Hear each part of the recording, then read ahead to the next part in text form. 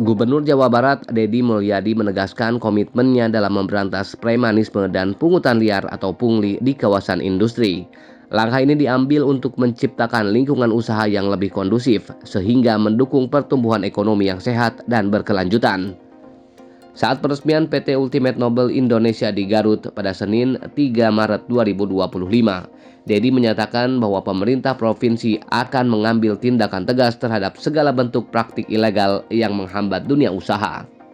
Menurut Deddy, praktik premanisme yang berkedok organisasi masyarakat, kepala desa, atau pihak outsourcing seringkali membebani perusahaan dan tenaga kerja. Ia menegaskan bahwa setiap pungutan yang tidak memiliki dasar hukum jelas harus segera dihapuskan agar industri di Jawa Barat dapat berkembang tanpa tekanan dari pihak-pihak tertentu.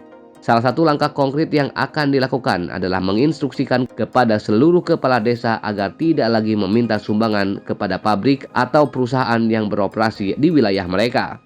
Selama ini, permintaan sumbangan dengan berbagai alasan kerap menjadi beban tambahan bagi pelaku usaha, yang pada akhirnya berdampak pada efisiensi dan keberlanjutan bisnis. Selain itu, Deddy juga mengingatkan bahwa setiap perusahaan sudah memiliki kewajiban pajak yang harus dibayarkan kepada negara. Oleh karena itu, tidak ada alasan bagi pihak lain untuk menarik pungutan tambahan yang sifatnya ilegal. Ia menilai bahwa persepsi yang menganggap pabrik sebagai sumber dana tak terbatas merupakan pemahaman yang keliru dan perlu diluruskan. Di sisi lain, ia juga menyoroti adanya praktik pungutan liar dalam bentuk tenaga kerja yang melibatkan oknum tertentu. Menurutnya, proses penerimaan karyawan harus berlangsung secara transparan dan bebas dari biaya-biaya yang tidak seharusnya ditanggung oleh pencari kerja. Pemerintah akan bekerja sama dengan aparat penegak hukum untuk menindak tegas praktik semacam ini. Deddy berharap dengan kebijakan yang lebih ketat, perusahaan dapat lebih fokus dalam meningkatkan produktivitas tanpa harus terbebani oleh tekanan eksternal.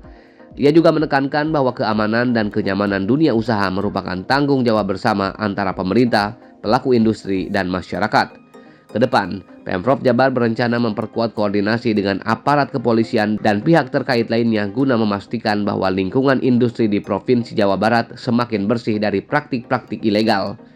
Dengan demikian, investor dan pengusaha dapat beroperasi dengan lebih tenang, sementara tenaga kerja pun mendapatkan perlindungan yang lebih baik.